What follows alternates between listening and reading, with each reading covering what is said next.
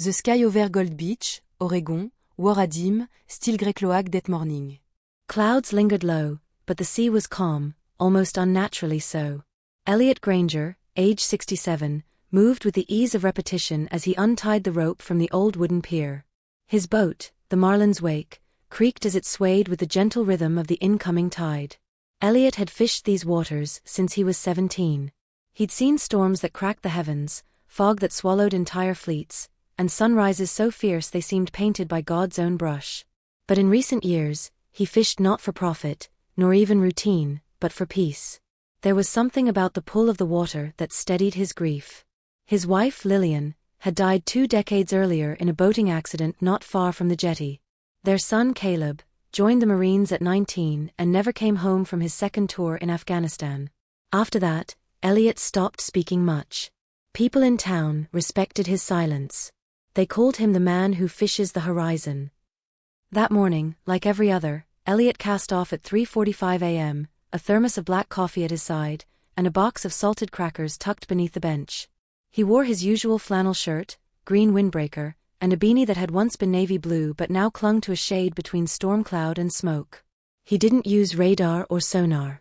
Just instinct and a rusted compass that Caleb had given him before deployment. Today he followed a gut feeling and went farther out than usual, about 140 nautical miles beyond the familiar reefs. By mid-morning, the sun remained hidden.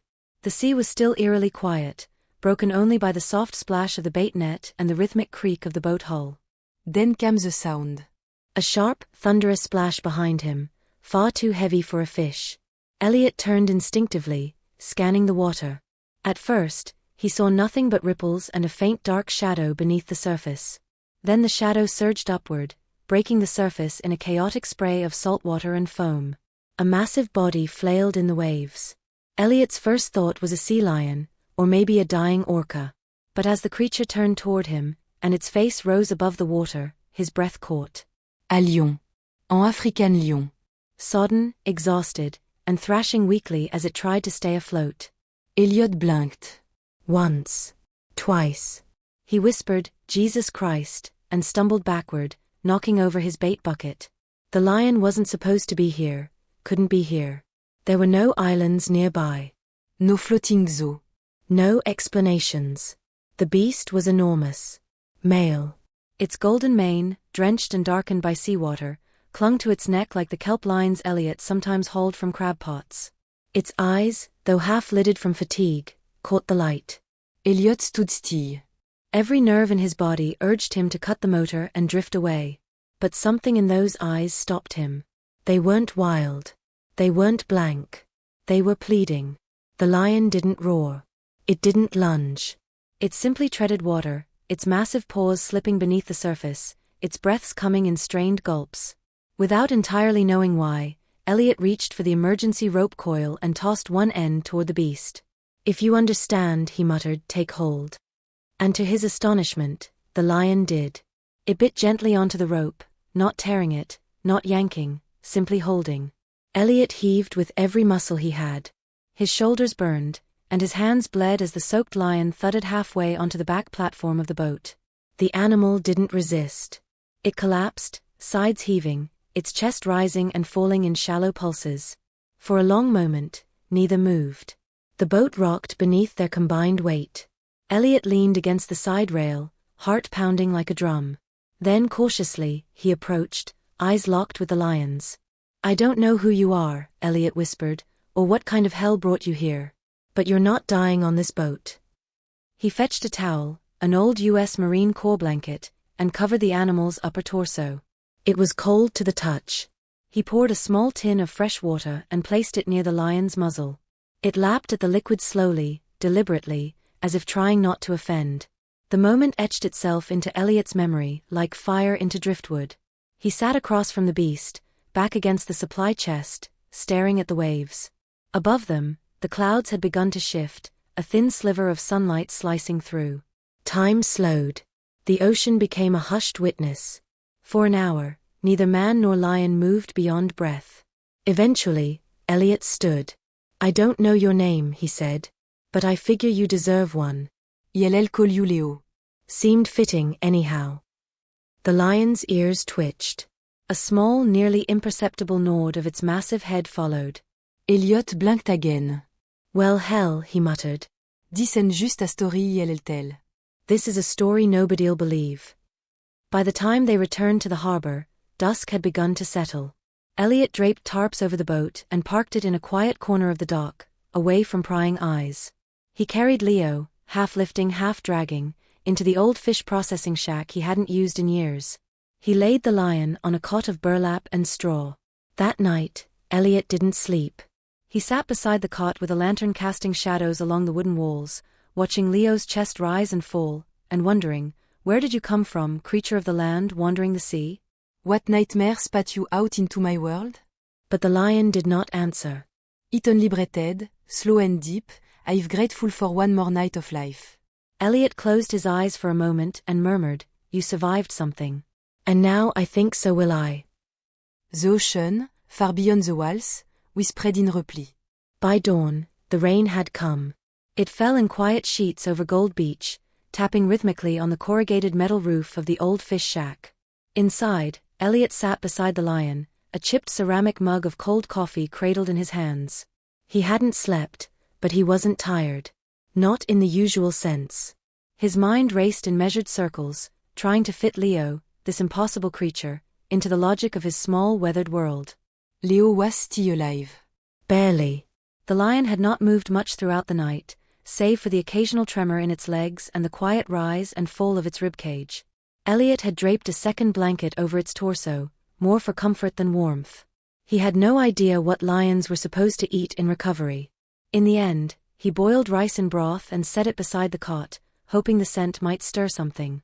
Around mid-morning, the lion opened its eyes again. There was no aggression in them. No panique. Just a stillness that unsettled Elliot more than any roar might have. Leo's gaze met his and didn't waver. Elliot had seen eyes like that before, once, in a fellow Marine after an ambush outside Basra. That same haunted deep-well look, as if the soul inside had walked too far into darkness and couldn't find its way back. You're not just an animal, are you? Elliot said quietly. You've seen something. He reached slowly into his pocket and pulled out a slice of dried venison. Holding it between two fingers, he crouched and offered it. Leo didn't growl, didn't bare his teeth. He extended his neck an inch, sniffed, and carefully took the meat. His jaw worked slowly, eyes never leaving Elliot's. Then, without a sound, he laid his head back down and closed his eyes again. Elliot sat down heavily on a nearby stool. Whatever Leo had been through, he wasn't just lost. He'd been discarded. Later that afternoon, Elliot ventured out to the nearest payphone near the marina, bundled in a raincoat. He dialed a number he hadn't used in years, a woman named Claudia Harper, a retired wildlife ranger who had once dated his brother. Claudia picked up on the third ring. Her voice was raspy but alert. Granger? ILL be damned. You still alive out there. I've got a situation, Elliot said. I need you to come see something. It's unusual. There was a pause on the line. Then, is it alive? Yeah. Dangereux. I don't think so. But it shouldn't be here. Be there in 2 hours. Back at the shack, Elliot cleaned up as best he could. He washed his hands in the rain barrel and wiped the floors. Leo stirred once when the door creaked open but made no sound. He watched Elliot move around the room with those same patient eyes. When Claudia arrived, she was dressed in a poncho and thick boots, a worn backpack slung over one shoulder. Her hair was silver now, braided down her back. What the hell's so important, Granger? She asked, stepping inside, and froze mid-sentence. The lion lifted its head, just slightly, enough for Claudia to see his eyes. My God, she whispered. Is that real? Elliot nodded. Claudia dropped her pack and walked closer, crouching slowly, her years of training kicking in despite the disbelief on her face. This isn't possible, she murmured. No zoos reported any escapes. No private facilities nearby. Elliot, where did you find him? Drifting, he replied. About 140 miles off the coast. Swimming. Barely alive. Claudia's face turned from awe to confusion, then concern. She reached into her bag and retrieved a small flashlight, gently illuminating the lion's neck and chest. "That's a surgical scar," she said. "That's not from a fight or accident. That's a clean incision." She pulled out a small lens and examined the faded mark beneath Leo's mane. "There's writing," she said slowly. "Laser ink. Faint, but it's there." H731. H731. Elliot echoed. Mean to you. Claudia shook her head. "Not in wildlife circles. But it feels military. Or medical. Definitely classified." They both stood in silence, the storm outside deepening. Claudia finally turned to Elliot. "You need to report this." "I will," he said, "when I know who I can trust." She studied him for a moment, then nodded. Faire neuf. "Let me make some calls. Quiet ones. I know someone at the Pacific Wildlife Institute. She's not government, but she's dealt with weird before." Before she left, Claudia knelt once more beside Leo. "Whatever you are, boy," she whispered, "you're not just some escaped circus act." That night, Elliot sat by Leo again. Rain drummed steady on the roof. He lit the oil lamp and took out an old spiral notebook from his coat pocket. He hadn't written in it for years, not since Caleb. He wrote, July 3rd. Pulled à lion from the ocean. Named him Leo. He is scarred. He is silent. But I think he understands. Leo's tail flicked once in his sleep. By midnight, Claudia had texted back. One word, incoming. Elliot didn't know what it meant yet. But he had a feeling the story was about to get much bigger. En phare d'arquer. The next morning, the sky was still overcast, but the rain had eased into a soft drizzle. Elliot stood on the dock, staring out toward the sea. The salt wind carried that same persistent chill, but something in it had changed. The air felt heavier now, not with storm, but with expectation. At precisely 9:12 a.m., an old silver Subaru pulled up beside the shack. Claudia stepped out from the passenger side, pulling her hood up against the mist. A second figure emerged from the driver's side, a woman in her late 30s, olive skin, sharp cheekbones, dressed in a navy blue windbreaker with no visible identification. She wore black hiking boots caked in dried mud and carried a laptop case slung across her shoulder. She introduced herself with a quick, firm handshake. Docteur, Naomi Reyes. Field biologist. I specialize in genetic markers, behavioral studies, and anomalies. Elliot looked at Claudia. She's who I told you about, Claudia confirmed. She doesn't work for the government. Not anymore, Naomi added. Elliot gave a short nod and led them inside. The shack was warm with the soft glow of the lantern. Leo lay stretched on the burlap cot, his head resting gently on his forepaws. When Naomi entered, the lion stirred, ears flicking, eyes half-lidded. Naomi stopped 3 feet from the cot, studying him. My God, she breathed. He's magnificent. He's more than that, Elliot said quietly. You'll see. Naomi stepped forward with slow, deliberate movements. She didn't reach out at first, just observed. Her eyes scanned the curvature of the lion's spine, the ragged edge of his mane, the linear scar down his chest.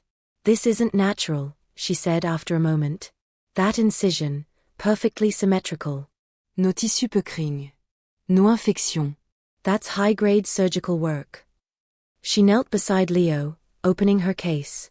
Inside were various tools, a portable scanner, cotton swabs, test tubes, a compact tablet device. May I? She asked Elliot, though her hands were already gloved. Elliot nodded. Naomi leaned in, brushing aside a section of Leo's mane to expose the faded scar. She swabbed the area and passed the sample into a scanner the size of a paperback novel. The machine hummed softly, processing. Then Naomi froze. What is it? Claudia asked. Naomi turned the screen toward them. There's a trace of synthetic material embedded in the dermal layer. A chip. The kind used in advanced wildlife tracking systems, but this frequency, it's military. Elliot leaned closer. Military. Naomi nodded. Coded in a proprietary format I haven't seen in any public registry. Not government registered. It's emitting a low-level signal, encrypted. Can it be traced? Elliot asked. Naomi hesitated. Not easily. But whoever made it. They're not amateurs. This is Black Project Tech. She gently scanned another section of Leo's body, down his flank, along his ribcage. There's more, she said. Fine puncture scar. Regular intervals. Like injection sites. Leo shifted slightly at her touch, but didn't resist. What the hell were they doing to him? Claudia muttered. Naomi didn't answer immediately. She stood, turning to Elliot. Where exactly did you find him? Elliot pointed toward the horizon. About 140 miles out. Dead zone. No shipping LAN. Water was flat as a mirror. I've never seen it that still. Naomi opened her laptop and pulled up a satellite mapping program. That area was flagged recently. Infrared imaging showed unusual heat signatures in the water, rectangular patterns. Not volcanic. And it wasn't a ship. She tapped a few keys, overlaying data. 3 weeks ago, a floating structure appeared off-grid in that sector. 2 days later, it vanished. Vanished? Elliot asked. Gone. Not decommissioned, erased. She pulled up another window, this one showing a still frame from a thermal satellite feed. A faint outline emerged, a rectangular platform with several heat sources clustered in its center. This isn't an oil rig, Naomi said. There are no flare stacks. No drilling arms. No extraction équipement. But you can see this, she pointed to a rounded object on the image. This is a cryogenic housing unit. Used for biological material. Claudia leaned in, her brow furrowed. Are you saying this thing was some kind of lab? Naomi didn't look away from the screen. Yes. A floating laboratory. The kind used in covert research programs. It's mobile, designed to operate in international waters to avoid jurisdiction. And they were experimenting on him? Elliot asked. Naomi exhaled. Likely. The chip, the scar, the injections, it points to a behavioral conditioning program. And not just standard training. This is neurological. Elliot felt something tighten in his chest. He looked over at Leo, who now lay completely still, eyes open, listening. He's been listening the whole time, Naomi said quietly. Do you see that? Claudia nodded. He's tracking your tone. Not just sound, intention. Naomi reached into her bag and pulled out a small Bluetooth speaker. She tapped through her phone, selecting a classical piece, Debussy's Clair de Lune. Soft piano notes filled the room. Leo didn't flinch. Instead, he closed his eyes, breathing steady. Naomi's voice trembled. He recognizes it. Claudia turned to her. What does that mean? Naomi answered without hesitation.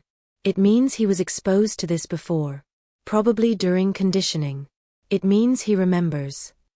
The room fell silent except for the music.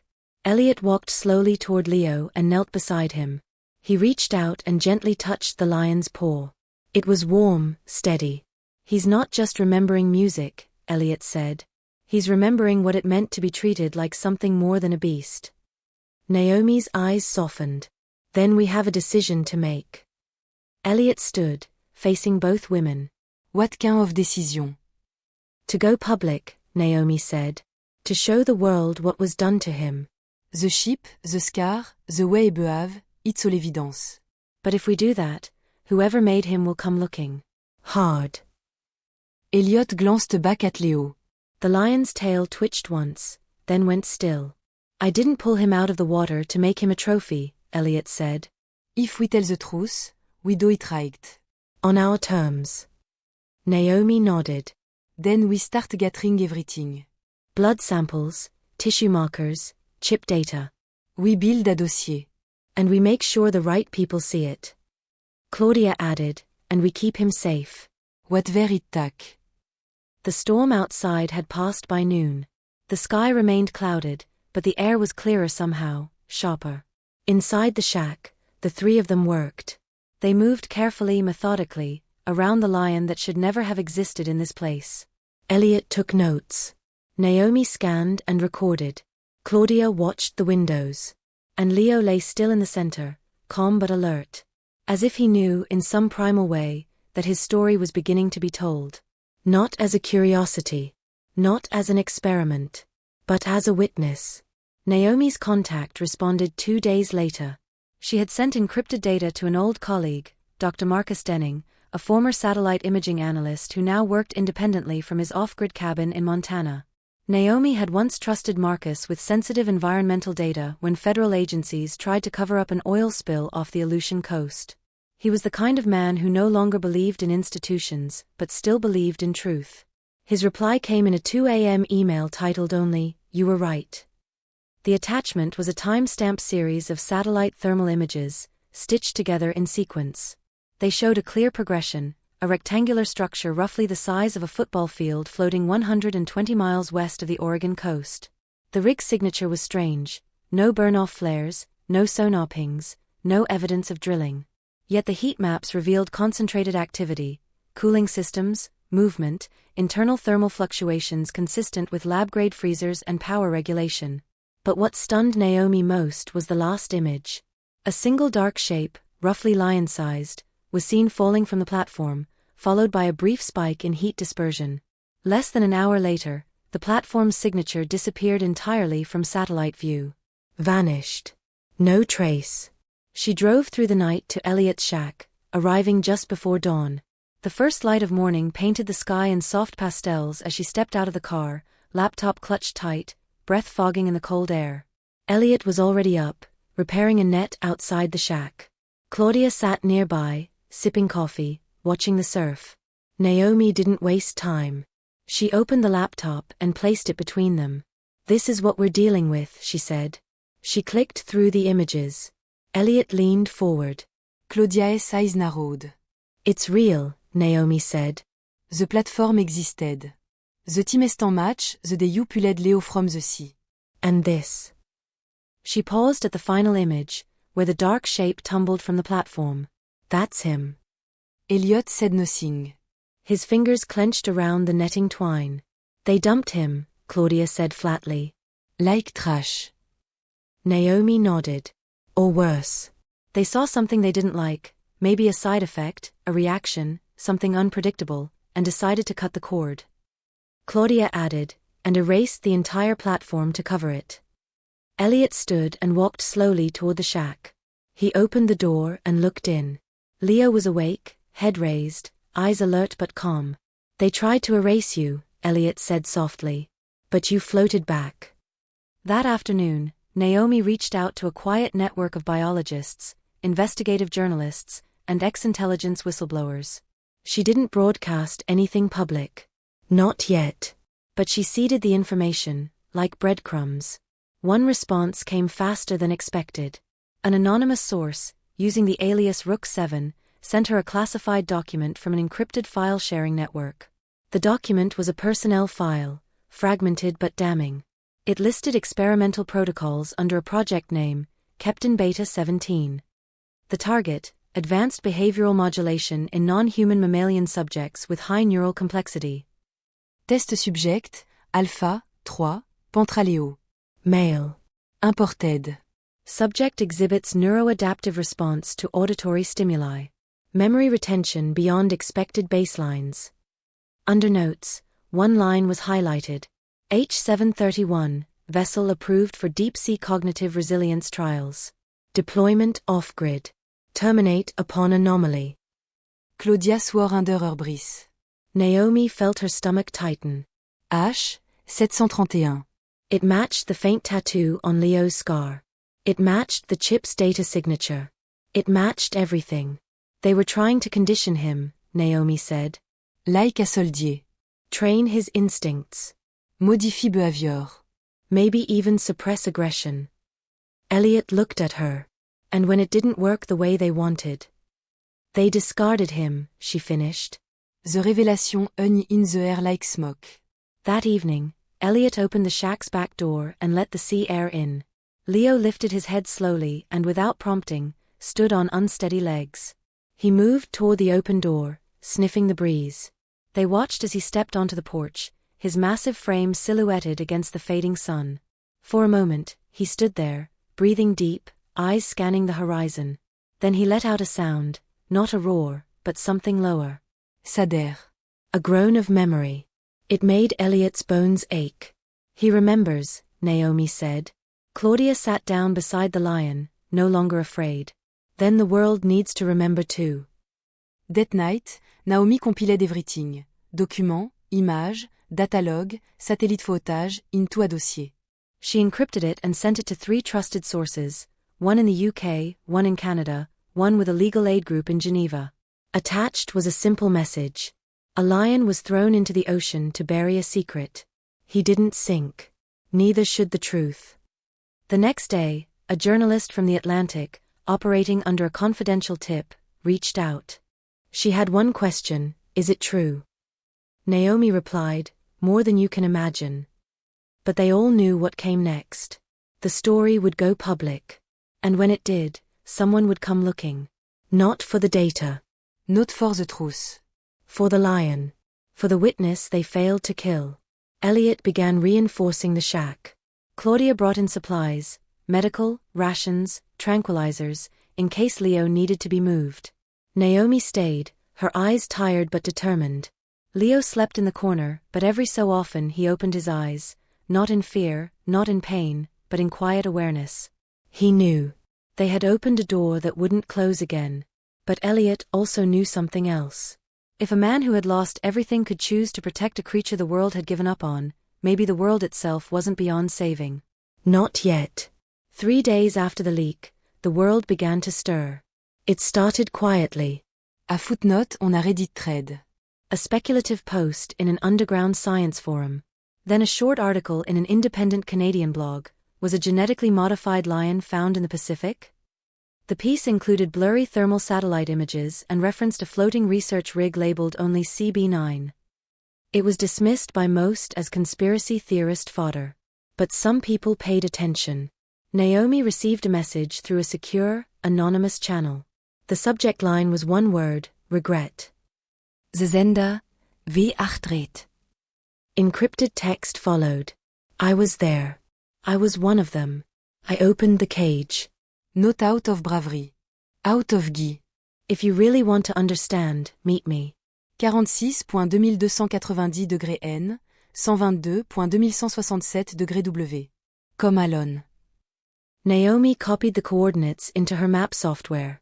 It pointed to a wooded area outside Vancouver, Washington, near an abandoned ranger station in the foothills of Mount St. Helens. Remote. Quiet. Off-grid. She debated going for a full day. Then she packed her gear and told Elliot and Claudia where she was heading. If I'm not back in 24 hours, assume the worst, she said. Elliot nodded grimly. Take this. He handed her a flare gun. Naomi arrived at the location just before dusk. The station was a decaying 2-story structure, covered in moss and vines, windows cracked, the roof sagging under decades of neglect. She parked, slung her bag over her shoulder, and stepped inside. He was already there. A man in his early 40s, thin but not weak, with pale skin and a buzz cut. He sat on an overturned crate, wrapped in a gray hoodie, a laptop on the floor beside him. His hands trembled slightly as he looked up. You're Naomi Reyes, he said, voice hoarse. I veux read your papers. You're W8 red. My name is Linjao. I was a technician on CB9. Neural Conditioning Division. Naomi sat across from him, wary but curious. Why contact me? Because it won't stop, he said. Not with Leo. Not with CB9. They're already building another one. She stared. What was Leo to them? A prototype. One of 6. The Otter failed, tout violent, tout unstable. But Leo was different. He adapted. He responded to music, to colors, to facial expressions. He remembered handlers. He sought patterns. Zhao's voice wavered. We called him Alpha 3, but the crew nicknamed him Mozart. Because he calmed down when we played piano compositions. Naomi felt her heart twist. Zhao continued, he wasn't just learning commands. He was forming attachments. He began resisting orders when they contradicted his emotional logic. When a handler was switched, he refused to eat. When isolated, he paced in geometric shapes for hours, trying, I think, to understand why. Naomi spoke softly. And they saw that as failure. They saw it as risk, Zhao said. An unpredictable variable. So the order came. Terminate Alpha 3. Sterilize his unit. Clean the logs. But you opened the cage, she said. Zhao nodded. I did. I disabled the restraints, reprogrammed the outer bay doors, and dropped the rig signature from the satellite net. I even uploaded a decoy file to make it look like a power failure. He looked down. I didn't expect him to survive. But I hoped he would. Naomi leaned forward. Why him? Zhao blinked hard. Because he cried. I swear to you, the day they shocked him for refusing a command, he didn't roar, he cried. Real tears. That's when I stopped seeing an animal and started seeing someone. He pulled a flash drive from his pocket and held it out. This contains everything. Trial logs, neuromapping data, technician memos. It proves the rig existed. That Alpha 3 was part of a classified behavioral manipulation program. It also proves they plan to do more. Naomi hesitated. And you? I'm dead either way, Zhao said, voice flat. But I need to know the world saw him. That it knew. She took the drive. As Naomi stood to leave, Zhao stopped her. One more thing. The music, they embedded auditory triggers in Leo's memory. Claire de Lune wasn't random. It was an anchor. If he's alive, and he hears it, he'll remember. Naomi drove back through the night, at Punding. When she arrived at the shack, dawn was just beginning to rise over the Pacific. Claudia was on the porch, rifle across her knees. Elliot stood nearby, his face grave. You made it, he said. Naomi nodded and handed him the flash drive. Everything est on 10. They went inside together. Leo was awake, lying near the open door, watching the sea. Naomi pulled her phone from her jacket, scrolled to the song, and pressed play. Claire de Lune drifted into the room, soft and melancholic. Leo lifted his head. His ears twitched. Then he stood, slowly, carefully, and took one step forward. Another. He reached Naomi, lowered his massive head, and touched it gently to her knee. Naomi knelt, tears in her eyes. He remembers. Elliot whispered, then he's more than a witness. Naomi looked up. He's a message. And they all knew what that meant. Soon, someone would try to silence it. To erase Leo, Zhao, the data, the memories. But now, there were too many who had seen. And a lion who refused to forget. By the time the sun rose fully over the coast, the shack had become more than just a shelter. It had become a war room, a sanctuary, and the eye of a storm that hadn't yet reached shore. Naomi sat hunched over her laptop, copying files from Zhao's flash drive. Claudia sorted through hard copies of medical scans, satellite images, and tissue analysis reports. Elliot brewed a fresh pot of coffee without a word, his movements steady, practiced. Leo lay just a few feet away, his breathing slow but even. Though he hadn't eaten much, his posture had changed. He no longer curled in on himself. He stretched out fully, front paws crossed, like a sentry waiting for something inevitable. Naomi Pulet de Poine file la bled, K, B17 neuronal protocole, rêve 9. A string of logs filled the screen. Subject alpha, 3. Time point, D67. Observed behavioral dissonance. Subject responds emotionally to auditory stimuli. Signs of long-term memory formation in prefrontal cortex, unexpected. Programming efficacy compromised by emergence of empathic response pattern. Reclassification 1 review. Further down, another note. Recommendation from behavioral oversight. Initiate termination protocol. Risk of non-compliance increasing. Memory marker may persist beyond conditioning. Naomi's chest tightened. She turned to Elliot. They tried to erase him because he began remembering not just commands, but experiences. Emotions. Patterns of connection. Elliot nodded, eyes on Leo. So they feared he'd become more than a machine. Exactly, Naomi said. But that wasn't the worst of it. Later that morning, Claudia took a small vial of Leo's blood to the nearest town, under the guise of veterinary testing. The sample was delivered, via an intermediary, to a biomedical researcher Naomi had worked with years ago at Stanford. The results returned late that night. Naomi read the report 3 times to make sure she understood. Leo's blood contained an artificial protein chain, one that mimicked natural hormones but with altered molecular behavior. It was labeled in Zhao's documents as KBP17, short for Keptin beta protein 17. Its purpose? Unknown. Its effect? Catastrophic. Naomi Gatred Elliott and Claudia, on the Porschender the Lantern Light. This protein wasn't meant to enhance behavior, she said. It mutates neural pathways. It accelerates decision-making responses, overrides fear triggers, and even alters perception of pain. But it's unstable. Long-term exposure causes tissue damage, immune system breakdown, and internal hemorrhaging. Elliot looked toward the shack, his voice low. And Leo? Already showing signs, Naomi said. Fatigue, loss of appetite, muscle stiffness. His body's rejecting itself. Slow, but certain. Silence. Then Claudia asked, can we treat it? Naomi shook her head. There's no known antidote. This isn't like any pathogen or poison. It was never meant to be cured. It was meant to be hidden. They stared at one another, understanding the quiet horror of it. Leo wasn't just a victim. He was a dying message. That night, Naomi wrote a preliminary case report titled, Behavioral Modification Trials Using Synthetic Neurological Compounds on Mammalian Subjects, the Case of Alpha 3.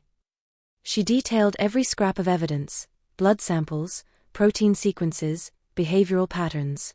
She included satellite data, excerpts from Zhao's confession, photos of Leo's scar and chip implant. At the bottom of the report, she added a single sentence. If this technology reaches mass deployment, we will not be looking at smarter animals, we will be looking at programmable sentient beings, bred to obey without understanding, live without freedom, and die without being remembered. The report was sent to 4 international watchdog organizations, an independent medical ethics board, and a pair of investigative journalists in Europe. Then Naomi posted an open letter online under her name. It read, IAM Docteur, Naomi Reyes. I have worked in environmental biology for 16 years. I have seen extinctions and unethical logging. I have seen oil spills covered up, and wildlife sanctuaries turned into testing grounds. But nothing I have witnessed compares to this. A lion was thrown into the sea, not because he was dangerous, but because he began to remember who he was. He remembered music. He remembered faces. And he resisted being reduced to a tool. This is not about wildlife. This is about conscience. If you read this, don't ask whether it's real. Ask why no one told you sooner. Within hours, the letter began circulating on forums, science journals, even translated into other languages by activists. And for the first time, the name Alpha 3 began trending. Not on television. Not on talk shows. But in the corners of the internet where people still looked for buried truths. The next day, Elliot found Leo lying outside, facing the sea. His breath was shallow. The light in his eyes dimmer, but not gone. Elliot sat beside him without speaking. After a while he said, I've lost things before. My boy. My wife. I thought I'd hardened up to it. Thought it was easier not to care. But you made me feel something again. Reminded me that silence isn't the same as peace. Leo closed his eyes and let out a soft exhale, as if he understood. Elliot stayed there until the sun dipped below the horizon. When he stood, he looked to the shack and said, Naomi. I don't want him to die in a box. Naomi met his gaze. Then we'll give him a sky. The plan came together quickly. They would move Leo by boat, back out to a remote island 20 miles off the coast. A place Elliot had visited in his youth, uninhabited and wild, where the air was clean and the stars could still be seen. If Leo had to die, he would do so under the open sky, not under fluorescence. Claudia secured a veterinary van for the journey. Naomi packed sedatives, nutrition supplements, and everything they could use to ease his final days. No press. No crowd. Just them. And a lion who had survived not because he was built to, but because someone chose to let him. As they prepared to leave, a final message came in. En anonymous serveur. Short. Cold. We are aware of your possession of subject Alpha 3. Return or destroy. You are being watched. Naomi closed the laptop. We're not running, she said. Elliot picked up Leo's blanket. No, he said. We're sailing. And with that they lifted the lion, body frail but eyes still awake, and carried him out toward the water. Toward the place where memory could rest. And the truth would no longer be hidden in silence. The small fishing boat cut through the water with surprising grace. Elliot stood at the helm, hands steady on the wheel, his gaze fixed on the distant shape of the island ahead. Behind him, Naomi sat beside Leo, one hand resting gently on the lion's shoulder. Claudia kept watch on the horizon, her binoculars scanning for any sign of unwanted company. They had left under the cover of early dawn. The sky had still been dark when they departed Gold Beach, but now the sun was rising over the Pacific, casting long shadows and painting the waves with gold. The air smelled of salt and wind and something deeper, something sacred. Leo lay on a thick bed of blankets and canvas, breathing slow and shallow. His once mighty frame had withered in just days. The synthetic protein in his blood had begun its final work, attacking his cells from within. Every movement, every breath, seemed to cost him more than the last. Yet his eyes remained alert, tracking the light, the sea, and the faces of those who had refused to abandon him. The island drew closer, a rough, forested rise above the surf, unmarked on most maps. Elliot had visited it only once, when he was a teenager. Back then, it had felt endless. Now it felt like a place for endings. Naomi spoke quietly. Once we're there, we'll set up a shelter. No power. Just a clean space, fresh air. I brought morphine, if it gets too hard. Elliot nodded but said nothing. His knuckles whitened on the wheel. Behind them, the world was shifting. Since Naomi's open letter had gone live, the internet had begun to awaken. The letter was translated into 10 languages within 48 hours. Anonymous science blogs reposted the protein data. Digital activists created a timeline of the CB9 rig, matched it with satellite metadata, and began demanding explanations from any agency that might be connected. Then came the first official silence. The Chinese Ministry of Foreign Affairs issued a vague denial. They had no record of any maritime research vessel labeled CB9, and categorically denied any involvement in unauthorized biological testing in international waters. But the denial only fueled the fire. Because by now, the lion had a name. And people around the world had started using it. Leo. Photos taken by Claudia, showing the lion curled beside Elliot's feet, watching the ocean with quiet dignity, circulated with the caption, he remembered. So we must not forget. A mural appeared in Berlin, Leo standing in shallow water, eyes full of stars.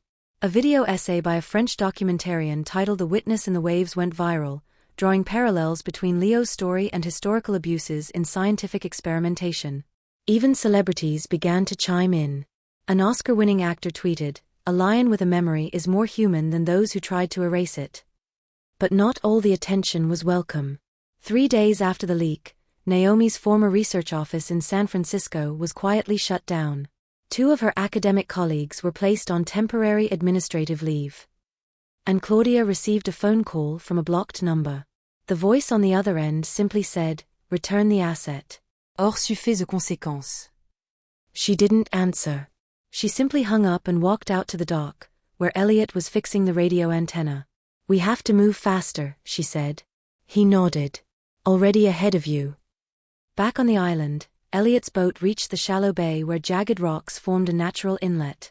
They anchored just off the sand, and together the 3 of them carried Leo ashore. The lion didn't resist. He lifted his head once, as if sensing the earth beneath him, then let it rest against Naomi's arm. They made camp beneath a low canopy of trees near the beach. Nos structures, nos générateurs, only tarp, rope, and the key sounds of the forest. Elliot built a firpi. Claudia set up a small windbreak with canvas. Naomi laid out blankets and medical supplies beneath the shade. Leo was placed gently at the center, surrounded by those who had chosen to stand with him. That night, under a sky flooded with stars, they took turns sitting with him. No words. Juste présence. In the distance, the sea humid against the shore, steady and eternal.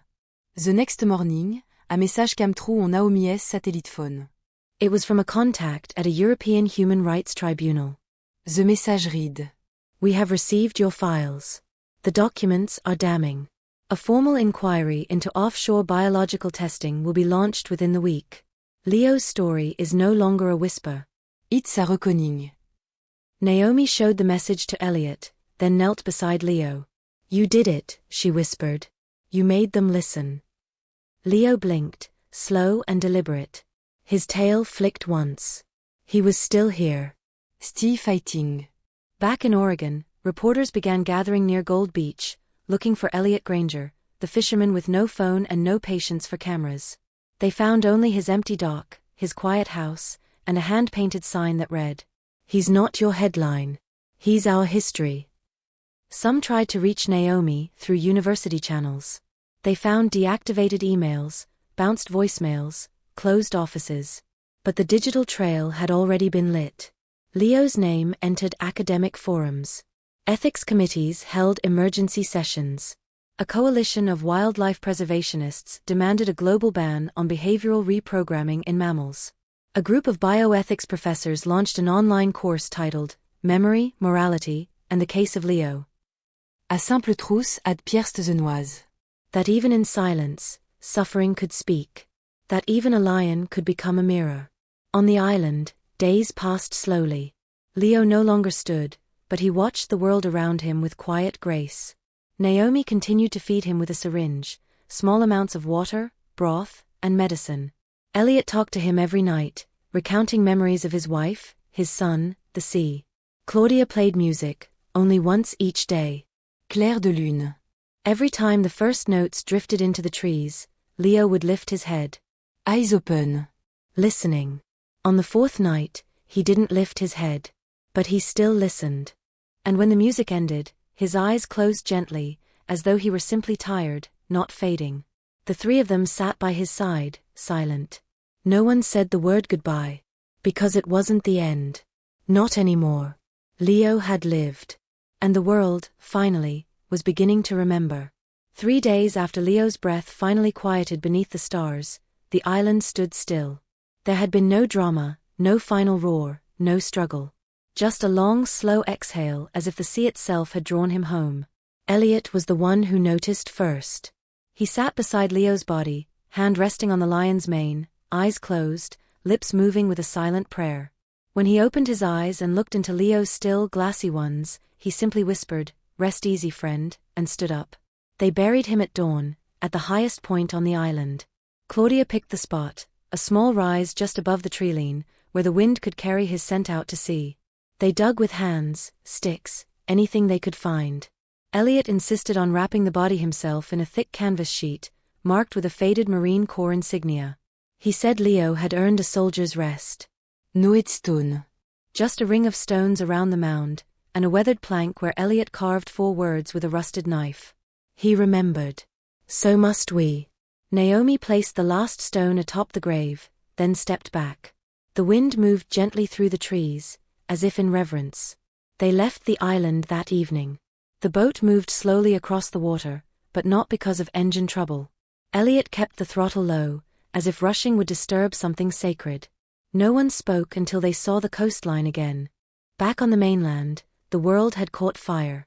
Naomi's open letter had ignited an unprecedented international response. By the time they returned to Gold Beach, The Guardian, Der Spiegel, Le Monde, and The Washington Post had all published features titled some variation of the lion who was not allowed to forget. The mural in Berlin had inspired others, in Sao Paulo, Tokyo, Johannesburg. Leo's face had become a symbol, not of pride or power, but of memory. Of resistance. The United Nations Human Rights Council released a statement calling for an emergency assembly to investigate alleged unregulated behavioral testing on high cognition species. The World Wildlife Ethics Consortium, long dormant, reactivated its global code of ethics review. But perhaps most striking of all, the scientific community, often divided, often cautious, began to rally. Over 500 researchers, biologists, neuroscientists, and ethicists signed a joint declaration titled The Leo Principle. It demanded a moratorium on cognitive behavioral trials in mammals without full independent oversight. A ban on offshore laboratories operating outside national jurisdiction. Full transparency of any research involving neurological reprogramming. Naomi was asked to speak at a private summit in Geneva. Elliot was invited too. So was Claudia. The summit, titled Memory and Morality, the Biological Frontier, was the first of its kind to treat a non-human subject as a witness. Inside the modern glass and steel conference hall, Naomi took the stage. She wore simple clothes, carried no slides, and spoke without notes. "I didn't save Leo," she began. "A fisherman did. A man who had lost his son to a war that didn't understand memory either. And he saved Leo not because he knew what Leo was, but because he saw something in his eyes that no scientific metric could quantify." She paused. The room was quiet. "I saw it too." A look that said, "I remember you." I remember the sound of music. The face of the man who opened my cage. The scent of the ocean. The fear of the light. He remembered it all. And we were told memory was nothing. She stepped away from the microphone and let the silence settle. When the applause came, it wasn't thunderous, it was thoughtful, restrained, almost reverent. Outside the summit, a crowd of students held handmade signs. One read, "The sea didn't erase him. Why should we?" Another bore an image of Leo's eyes and the phrase, "This was never just science." The following day, the United Nations officially passed a resolution titled, "On the Ethical Treatment of Non-Human Cognitive Subjects." It didn't name Leo. But in the footnote, it acknowledged the growing need to respect memory as a component of dignity, regardless of species.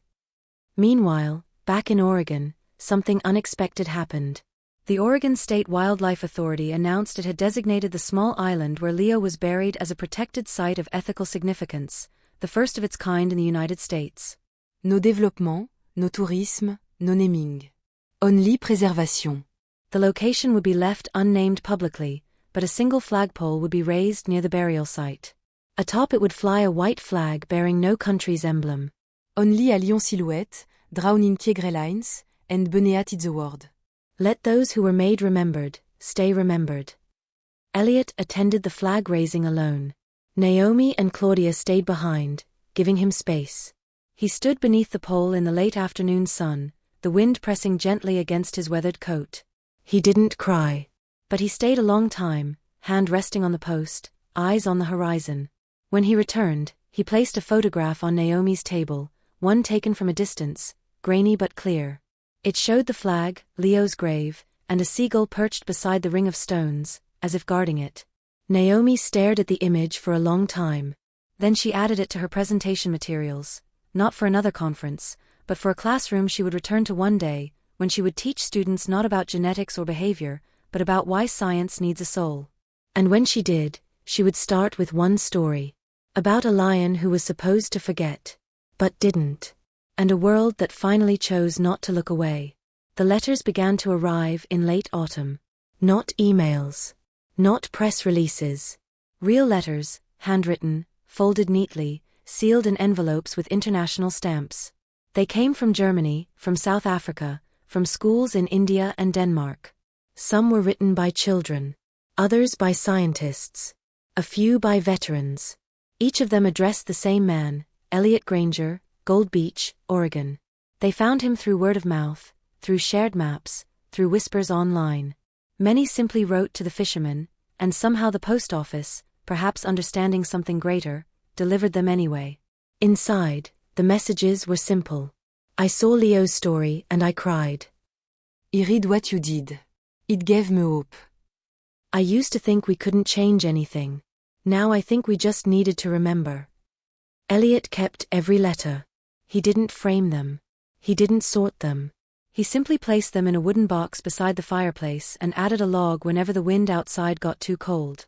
Meanwhile, Naomi returned to her research, not at a university, but as part of a growing coalition of scientists who had formed the International Ethical Memory Consortium, a body dedicated to ensuring that no other Leo would be created in the dark again. She worked quietly but fiercely, speaking in seminars, writing academic papers, and mentoring younger scientists. When asked why she chose to leave traditional academia behind, she would answer with a single sentence. Because data doesn't matter if we forget what it means. Claudia moved north to Washington, where she helped found a sanctuary for retired service animals and experimental wildlife that had been rescued from failed programs. She named the first enclosure the Memory Grove. There, on a wooden arch above the entrance, hung a carved sign. Dignity is not conditional. They spoke only occasionally, Naomi, Claudia, and Elliot. There was no need for frequent calls. Each knew the others were still working, still carrying the memory forward in their own way. But the memory itself? That was no longer theirs alone to carry. In Washington, D.C., a joint session of the House Committee on Science and the Senate Ethics Subcommittee held an unprecedented hearing. It was titled, Biological Sovereignty and the Future of Cognitive Engineering. Leo's case was cited 17 times. The documents Naomi had helped publish were entered into public record. Zhao, the technician who had once opened the cage, submitted a sworn affidavit from an undisclosed location. He asked for no pardon, only that Leo be named as more than a specimen. The committee paused after reading his words aloud. I did not free him to save my conscience. I freed him because he looked at me as if I were already too late. But I hope I wasn't. A resolution followed weeks later, banning the operation of unregistered floating research stations in U.S. jurisdiction and calling for a global registry of biological trials involving sentient mammalian species. Other countries began following suit. It wasn't perfect. Loopholes remained. Secrecy persisted. But it was movement. And sometimes, movement is enough to keep memory alive. Months later, on a gray February morning, a filmmaker named Sarah Lowell arrived in Gold Beach. She had produced documentaries on war, displacement, and climate refugees. Now she was working on something more intimate, a story of one lion, one man, and one silence broken by courage. Elliot didn't answer her first letter. Or her second. But on the third, he wrote back. You may come. One camera. No script. And you listen more than you speak. She did. The documentary, released under the title Still Waters, The Lion Who Remembered, never aired on cable. It wasn't flashy enough. But on streaming platforms, it found an audience, millions of views within weeks. People didn't watch it for action. They watched it for a moment. Elliot, sitting on a dock in the twilight, voice rough but clear, saying, I didn't rescue a lion. I just didn't let him die invisible. In that moment, the screen held nothing but sea, wind, and the old man's eyes. And something in that silence echoed louder than any protest. Later that year, a quiet ceremony was held on the unnamed island. There were no banners. No crowds. Just a small group of 12 people from various corners of the world. Scientists, conservationists, journalists, and 2 children who had written letters to Elliot. They came not to dig up the past, but to mark it. Together, they planted a tree, an American elm, tall and stubborn. At its base, they placed a bronze plaque. In memory of Leo. Not just a subject. A witness. A warning. A beginning. As the wind picked up, carrying sea air into the canopy, one of the children looked up at Elliot and asked, was he scared? Elliot didn't answer at first. Then he said, I think he was tired. But more than anything, I think he wanted someone to know. To know what? That he was here. That he felt. That he mattered. The child nodded. And the group stood quietly as the light faded, letting the weight of that knowing settle into the roots. Back in Oregon, Eliotes des Greuslower. He still fished, but only close to shore. He spent more time watching the tide than following it. People came sometimes, asking for interviews, for photographs. He always declined politely. Once, someone asked if he felt like a hero. He smiled, shook his head. I didn't do anything anyone else couldn't have done, he said. I just didn't look away. But every now and then, in the dead of night, when the wind was just right, he would wake with the scent of salt in his nose and the sound of music in his memory. And he would sit up, open the window, and listen, not for the lion's roar, but for the silence that followed. The kind of silence that only comes after being heard. After being remembered. After becoming more than just a story. And in that silence, Elliot knew. Some things lost at sea are not meant to sink. They are meant to surface. So the world can choose, finally, to see. Spring arrived on the Oregon coast with more gentleness than usual. The storms had softened. The air was cooler but kinder. And for the first time in years, Elliot Granger felt that time was no longer chasing him, but walking alongside. He had grown older in the past year, not in body. His frame remained wiry and resilient, but in soul. The silence he once carried like an anchor had transformed into something else. Not lighter, not forgotten, but shared. It was in the eyes of the school children who passed him on the pier and whispered, "That's him." It was in the long, quiet letters that still arrived from strangers who wrote as if they were returning something sacred. And it was in the mornings, when the sea looked like glass and the wind didn't dare interrupt. The world had moved on.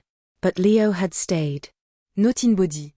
His grave stile undisturbed beneath the elm tree on the Iceland, the flag above it fluttering softly, a sentinel to memory.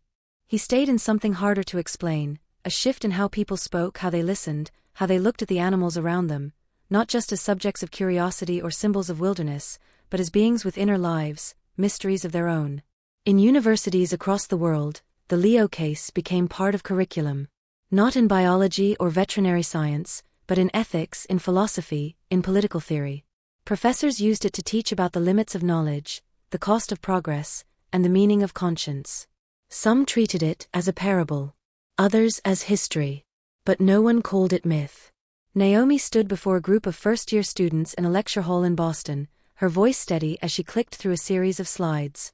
Images of Leo, his eyes, his scar, the grainy footage of him resting on the deck of Elliot's boat, filled the screen. "I won't ask you to pity him," she said. "That's not what this story is for." She paused, then continued. "Pity is what we offer when we're sure we're better. Leo's story isn't about pity. It's about a question: what happens when someone made to be forgotten refuses to disappear?" A student raised their hand. "Do you think they'll try again?" Bill de Nazer CB9. Naomi hesitated. Then, yes. Maybe not in the same way. Maybe not with lions. But the temptation to shape life to our expectations never goes away. That's why remembering matters. After class, a student stayed behind. She was quiet, intense, maybe 20. She approached Naomi with a notebook pressed against her chest. "I want to study this more," she said. "Not just the science. The decision." Naomi smiled. "Then start here." She handed the student a copy of the open letter she had written the year before. It had been reprinted, annotated, cited hundreds of times. But this one was the original, the paper creased from travel, the ink slightly smudged by sea air. "Leo didn't choose to speak," Naomi said. "But he still told the truth. It's our job to make sure people hear it." On the other side of the country, in a small theater in Maine, Claudia sat in the back row as a local youth troupe performed a play titled The Lion Who Listened. It was simple. A girl finds a lion in a cage, teaches it music, helps it escape. They float together on a raft across an endless ocean. The girl dies. The lion survive. And at the end, the lion stands alone on a beach, staring into the lights of a city far away, unsure if it should go back or stay hidden. In the final scene, the lion roared, not in anger, but in mourning. The lights dimmed.